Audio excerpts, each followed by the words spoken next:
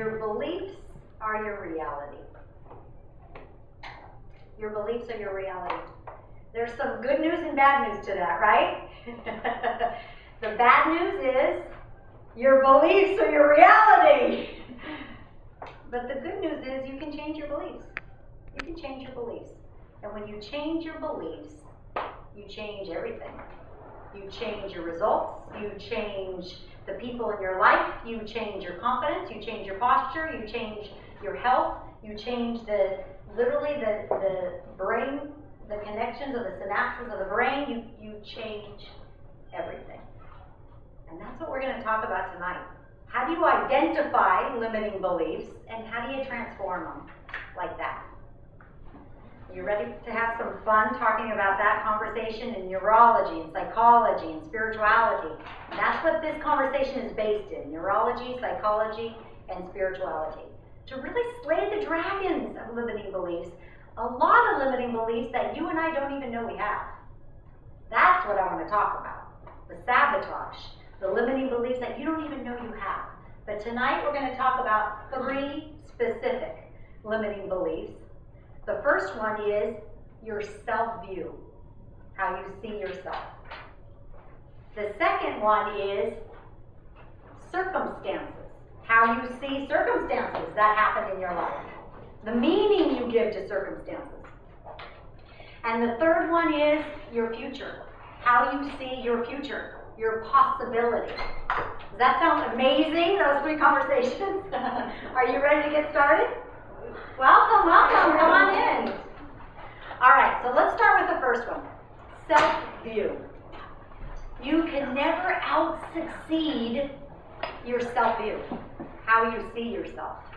But the good news is, as you transform your self-view, how you see yourself, how you relate with yourself, your posture, your confidence, how you transform your self-view, you will literally, like magic, transform what you attract, who's in your life, opportunity that comes to you, like that.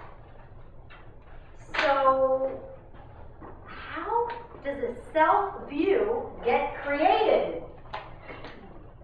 How does a self-view get created?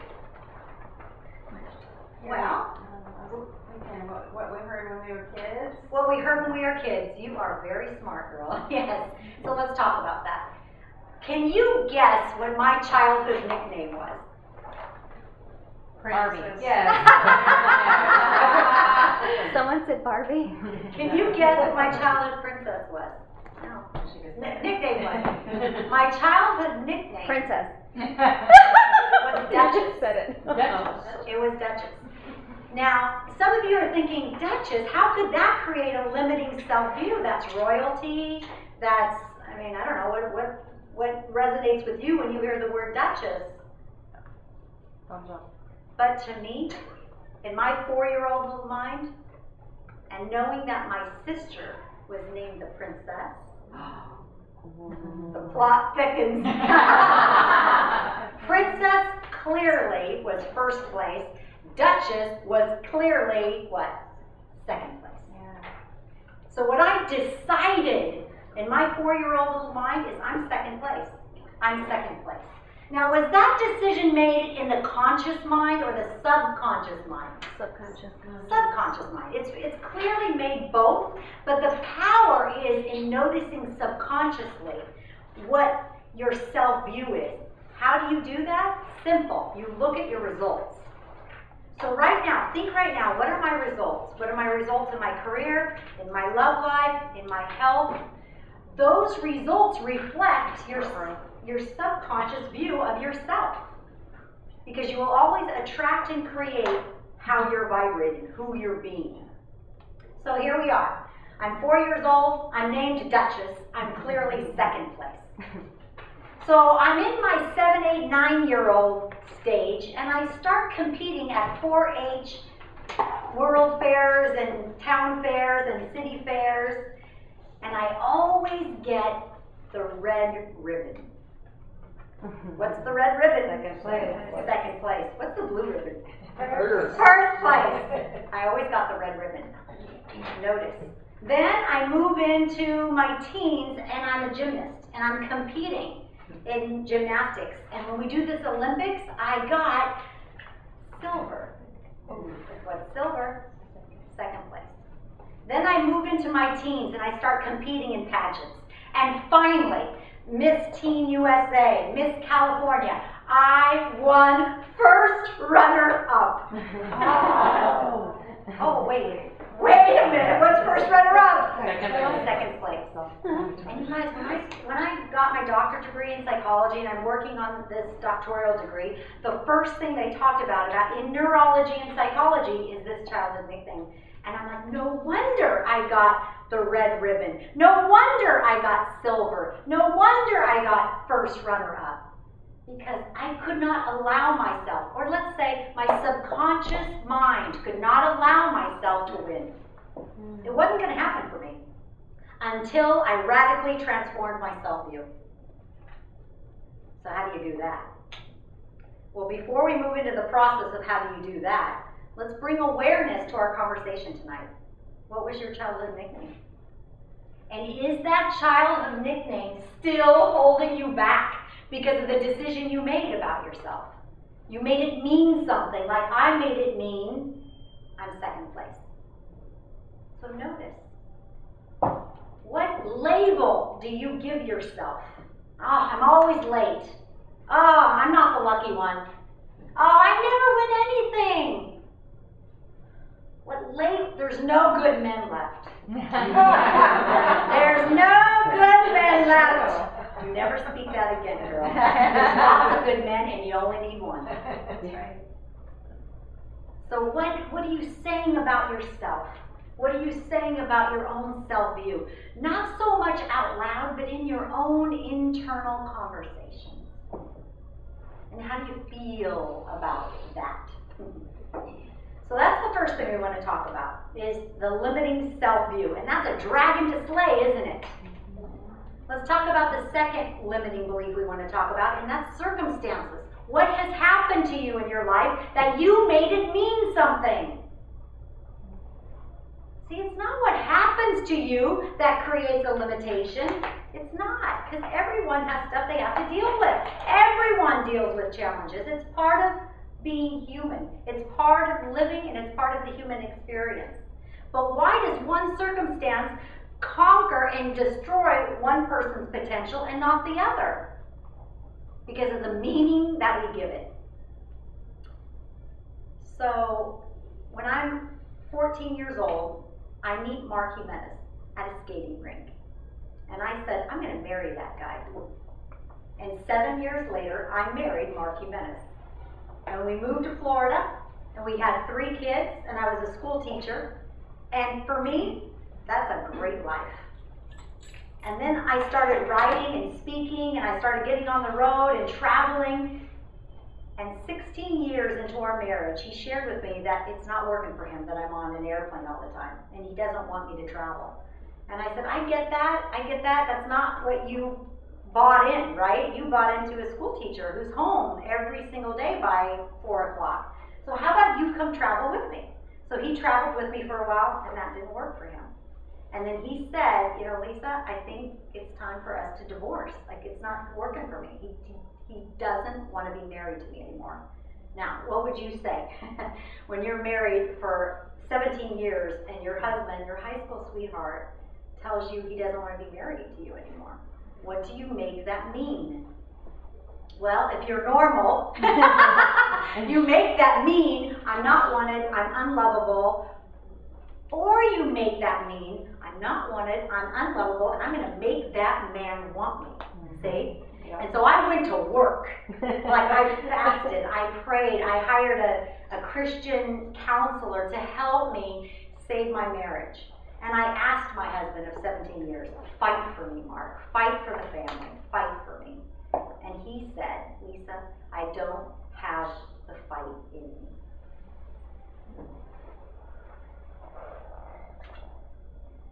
That's an interesting place to be at.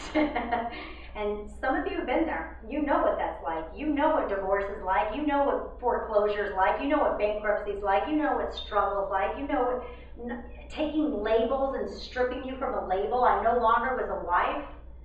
And that's the label that I had been for 17 years. But the power in that circumstance could have crushed possibility if I would have made it mean whatever people make that mean. What are some of the things people can make that mean? I've lost my identity. I've lost my identity. I'm less Right, than. I'm a failure. I'm not good enough. Yeah. Right. And I made it mean all that, you guys. That's normal. But when you bring your conscious mind to your circumstances and you're saying, okay, I have the power to transform the way I receive this.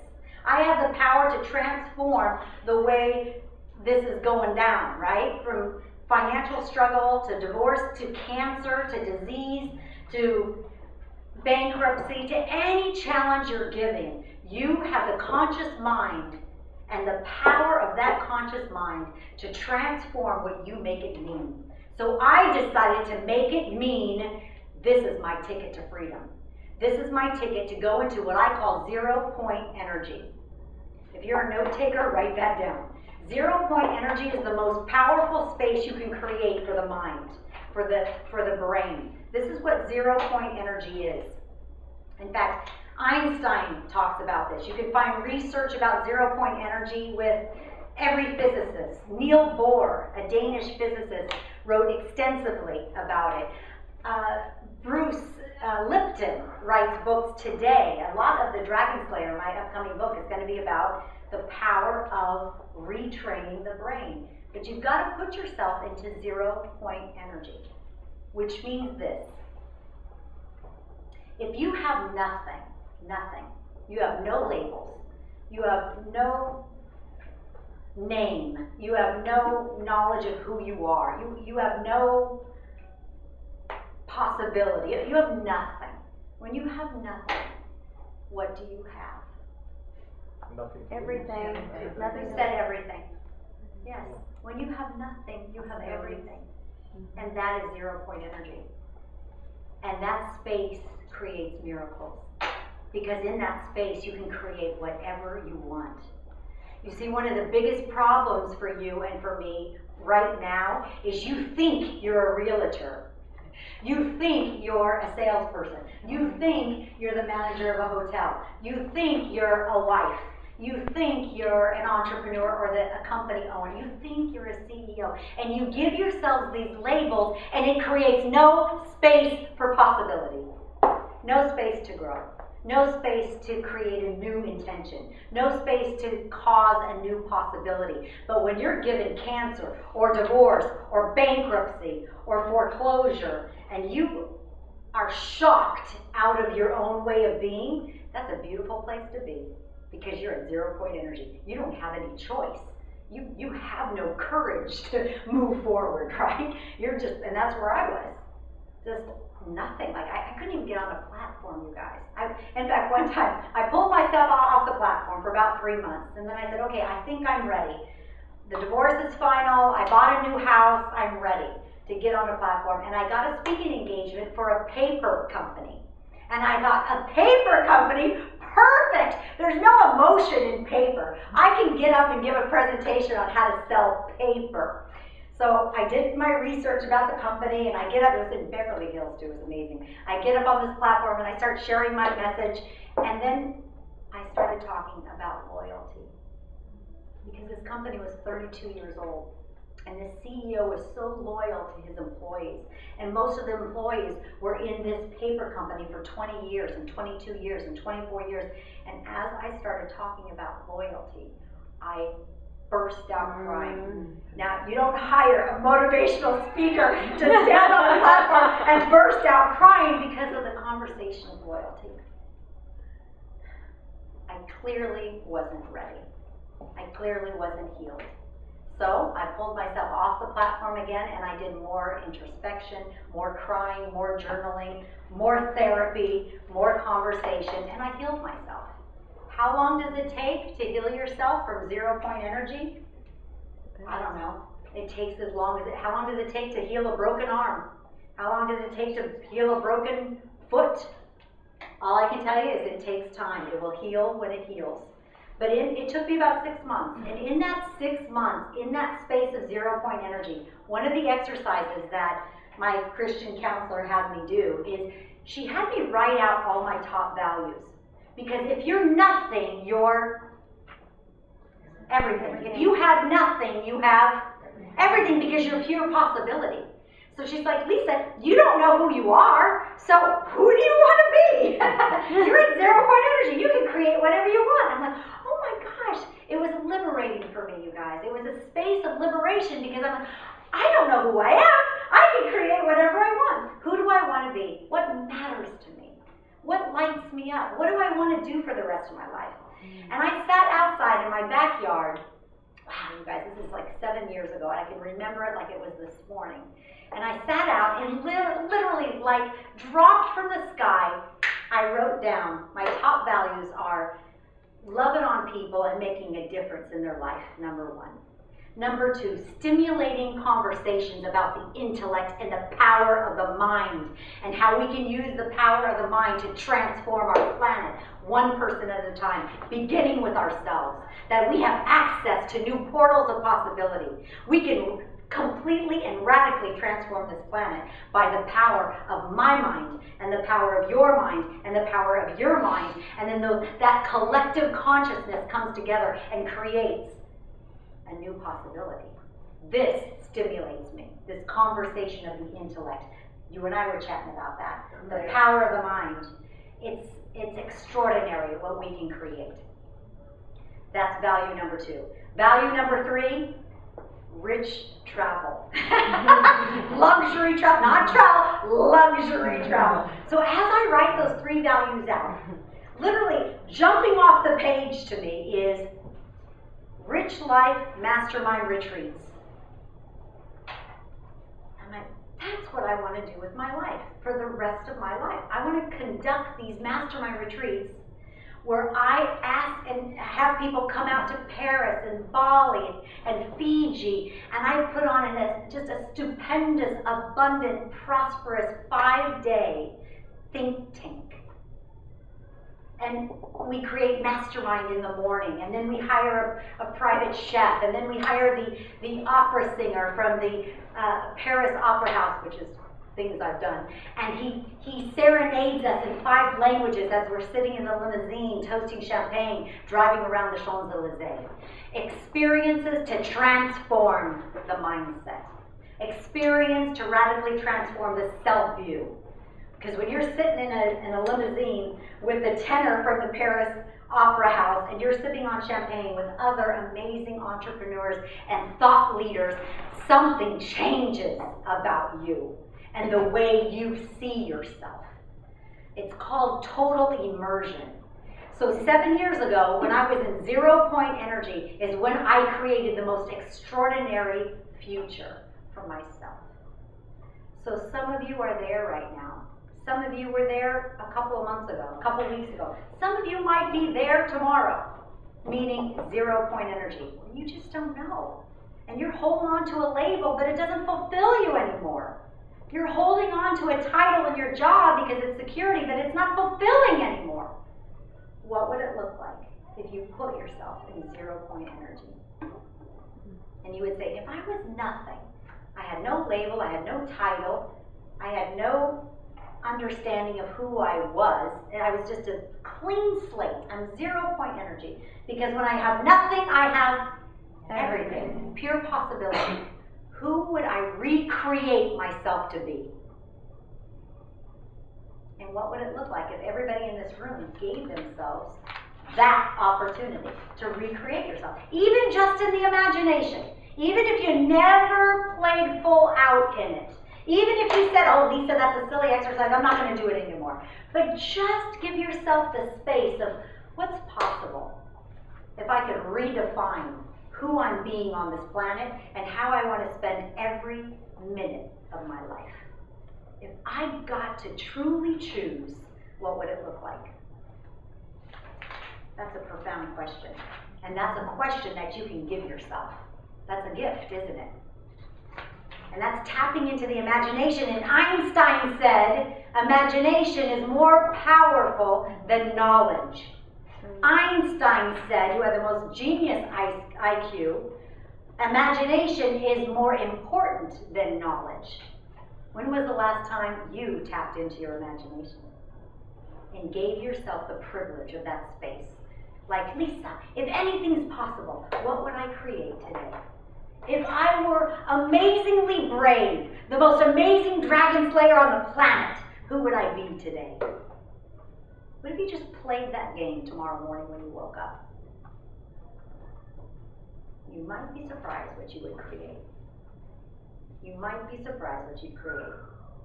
So step number 2 is not allowing anything to get, no circumstance to create who you are. You're not divorce, you're not cancer, you're not foreclosure, you're not bankruptcy, you're not rejection, you're not any of those labels.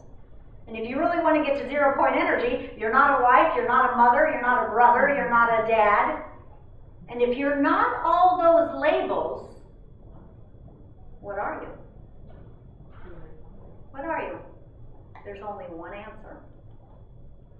Whatever you want to be. Whatever you want to be. You're making it up. There's 6 billion people on this planet. There are 6 billion realities going on this planet. Your beliefs are your reality. You're making it up. So make it up. What do you want to do tomorrow? Who do you want to be tomorrow? It's a powerful space to be in. 0 point energy. And before we move on to the third one, this is still on the meaning that you attach to your circumstances. So everybody's been there, right? Get a circumstance in your mind that you have to deal with. Rejection, abandonment, foreclosure, disease, divorce, struggle. Go through it, get it, identify it, call it out right now in your imagination. Which one? I get it. Awesome! It's life. It's a gift. It's 0 point energy. Call it out, and now do this exercise in your mind. Here we go with imagination. Trust me, you guys. Please trust me. Imagination, Einstein said, is more powerful than the intellect. So here's the divorce right there. Here's the foreclosure. It's right there. And I want you to imagine it right there and look at it right outside of you. And I want you to never again combine you with your circumstance. I want you to detach it. You see, the problem of the human condition is you become your circumstance. Oh, I'm a single mother. I wouldn't even allow people to call me that. I'm not a single mother. Mark and I, we partnered after that divorce. It's been 7 years. He remarried to this woman that's perfect for him because she never wants to get on an airplane. and now, of course, I'm prettier than her. That goes without saying. I mean, who wants to have long, flowing, dark hair and long legs? Who wants that?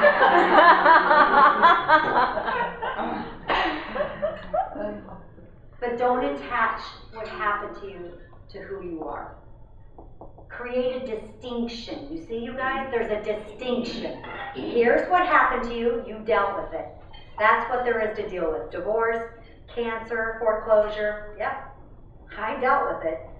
But I'm over here. This is who I am. I'm 0 point energy. I'm pure possibility. I'm more than a conqueror. I'm divinely guided. Now, divinely guided, more than a conqueror, can deal with divorce and foreclosure and bankruptcy, can't they? That's how you create yourself as the dragon slayer. You don't combine who you are with your circumstance. You create a distinction between what happened to you and who you are. You are not your circumstance. You are 0 point energy. You are pure possibility. Do you get that? That's a simple exercise, but that is a profound exercise. I am not rejection. I am more than a conqueror. I am not disease. I am pure possibility. I am not divorce or rejection. I am 0 point energy. Do you guys get that? Powerful, powerful, habitual pattern. And this is a habitual pattern. This is something you practice and train your subconscious mind so that when something happens to you, you are untethered, literally untethered. You can live a breakdown-proof life. Literally, there's no breakdowns to have because you see what happens to you as outside of yourself. And you grow yourself 10 times bigger, however big you have to be to conquer that dragon.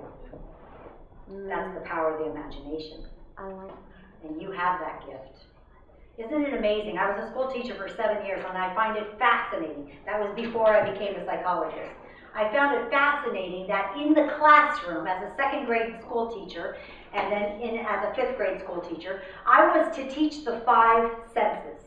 And the 5 senses are touch, taste, sight, hearing, feeling, right? But I was never told to teach the 6 intellectual faculties.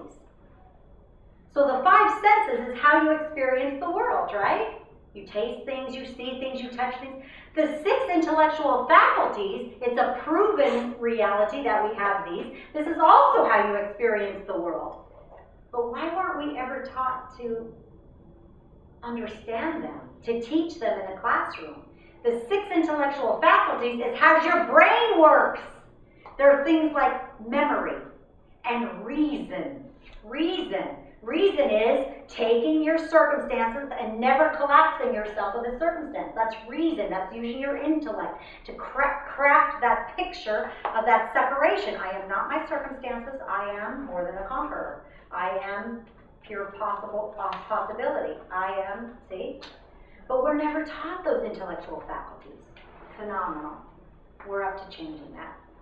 I bought an orphanage in Nicaragua, and one of my goals with this orphanage is that I do classes like this with these kids, and I teach them how to tap into the power of their imagination, but then I honor them for doing that, because all kids can do that, right? But kids are not honored or valued for tapping into their imagination. But we're up to changing that, and we're starting in orphanages, we're starting in schools, and we're teaching these kids how to value the power of their imagination and the power of their 6 intellectual faculties, which is how the brain works. Fascinating. Fascinating new research, fascinating new possibilities. So yes, we teach this to adults, but if you really want to cause transformation on the planet, who do you go to? Kids. Awesome. So did you guys get that second one about being a dragon slayer about your circumstances? You are not your circumstances. You've created the distinction. You are outside of the circumstance. So we talked about self-view. We talked about your circumstances. Now let's talk about the third one. And the third one is your future, the possibility. How do you see yourself in the future? What's possible for you tomorrow, next week, next month, next year? And in this example, I'm going to share with you that the first example, the self-view, that was given to you. You didn't choose your nickname. You didn't choose how your parents or your guardians saw you. You didn't choose that.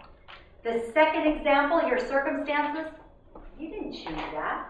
You didn't choose cancer. You didn't choose divorce. You didn't choose financial struggle. You didn't choose that.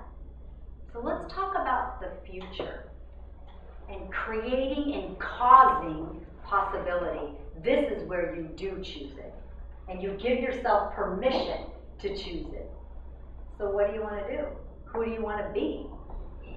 And if you don't know, if you're not sure, then you could give yourself permission to do something radical.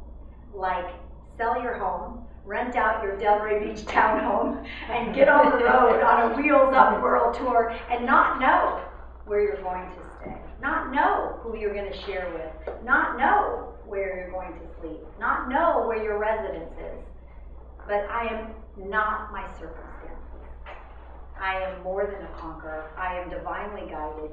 Speeches always show up for me. People always invite me. I always can find a hotel. I always get the best rate on the hotel, on the reservation. I always get the best deal at the car rental. These are languages. These are conversations that you need to be having with yourself. This is called choosing your future with your words. Because we said beliefs create your reality, right? Your beliefs are your reality. But how do you express your beliefs? With your words. How do you express your thought, your thinking? With your words. So even notice what you said about yourself, your circumstances, or your future, even today. Call out out some things that you've said about yourself, your circumstances, or your future. Or if you can't remember, what do you think most people say? Name some things you've said in the spoken word about yourself, your circumstances, or your future. Just today, March 3rd. I did my hair color and I did put on makeup today, but I came on in here. Cause I know who I am. Awesome! Whoa! Well said, well said. It's not quick, but today I sold a formal gown that I had worn back when I was in corporate to someone, and when I showed up, and she said what her size was, and I said it should be that size. When I showed up, I looked at her and I said, I think you're smaller than me, and I don't know if this is going to fit you. And she went and tried it on, and it fit her. It's actually a little bit snug. Yeah. So there's my thinking of when I look in the mirror, what I see, and then when I look at her. Interesting. Do you notice that? And she was shorter than me too. Yeah. And this is what we say. Most people say, I'm always late. Most people say, oh, I always get the red light. Most people say, see, I can't find my keys. I always lose my keys. It's a go line. So isn't it interesting? These conversations that we have out loud are creating our future because your words are reflecting your beliefs. And your beliefs are your reality. Your beliefs are your reality. So right there, you can be crystal clear with your language and what you're speaking in a declaration. Write it down. That is your commitment to yourself, that what you speak is creating what you want. I'm divinely guided. People come into my life that love me. It's easy to create money. It's fun to work in my career. I'm good at what I do. If I lose my keys, I find them eventually. See, these are the conversations you need to be disciplined to train the mind, to train the brain, to start thinking the way you want to start becoming. Because a declaration creates your beliefs. A declaration creates your beliefs. And your beliefs create your reality. Do you see the power that you have? You have so much power by your spoken word. You know, we get this, the power of a declaration, when you get married. Because you stand before a pastor, a priest, a rabbi, or the justice of the peace, and that person says, I declare you husband and wife. You get that, the power of a declaration. Just by the spoken word, you're married? Yes, we believe that. Why aren't you believing that about the power of the spoken word that you're speaking about yourself, your circumstances, and your future? And the United States was started. And the by second declaration. example is you get that in our political system. Oh, nice speaking. Because there were 33 people, all in their 30s. I love 30-year-olds. Why? Because they're amazing human beings. At that time in your life, the way your brain is wired, they're all about pure possibility. And they're scared to death about the future, which makes them work hard. It's an awesome time in your life, in your 30s. It's an insecure time, I get it. But the in-between time of those 30s, you're an amazing human being. No surprise that our founding fathers were in their 30s. Very few of them were older than 30. And what did they create for ourselves, for America? They created a document that they put their life on. They would die for it. The loyalty of those men and women is impressive. And when they wrote that document, how did it begin? Besides, we the people, in order to form a more perfect union. Declare. They declared. This is a declaration. This is a declaration of independence. Do you hear the power in a declaration, man and wife? In a declaration of independence. This is the power of the spoken word. It is a declaration. And the minute before that, they were not the United States of America, and then afterwards they were. Well said. Did you hear that? The minute before that, there's not a declaration of independence. And the minute after, it's a declaration. It's And done. the United States of America. So what about you? How can you take on the power of your spoken word? By a declaration. My favorites, I am divinely guided. Everything always works out for me. Everything always works out for me. It's easy what I do. People love partnering with me. See, these are declarations. And when you begin speaking these declarations, your subconscious mind begins to believe you. Now let's close with this. You're going to have to be okay with the in-between time. For example, you're going to start speaking these declarations about your self-view, about your circumstances, and about your future. And your subconscious mind is going to say, no, you aren't. You're lying. That's not true. Right. You're going to have to be okay and embrace that insecurity. Embrace that time that you don't feel congruent. It is inauthentic to who you are. And it's true to your subconscious mind. You have to be okay with being inauthentic in your feeling until it's authentic. Because you are creating who you're becoming with your spoken words. Your beliefs are your reality. If you don't like a habitual pattern in you, then change it by your spoken word. If you don't appreciate a part of you that you're always late, then shift it by speaking, it's so fun to be on time. I love being on time. It's awesome to be prompt. I'm a better human being when I'm on time. Life goes smoother for me when I'm on time. People seem to respect me more when I'm on time. It's great being punctual. And you're like, no, you're not. You're always late. You never show up. See, you have to be okay and embrace that stage of insecurity, that stage of being inauthentic. It's okay. You are retraining the subconscious mind because one day, you guys, one day, you're going to believe it. One day, your subconscious mind will be so authentic with how you've created yourself to be. You will be a dragon slayer. You are this multi-millionaire. You are this billionaire. You are transformation for the planet. You are divinely guided. You are whatever you've been creating yourself to become. Your subconscious mind doesn't know the difference between a real statement and an untrue statement. It doesn't know the difference. It is like a sailor on a ship that just obeys the captain's orders.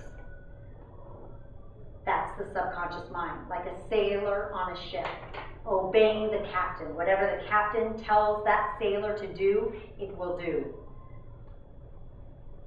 Your subconscious mind is the sailor. What are you telling it to do? In your self-view, in your circumstances, and in your future, your possibility. And then what would it look like if just because of this conversation, you chose to take it on to be your own dragon slayer?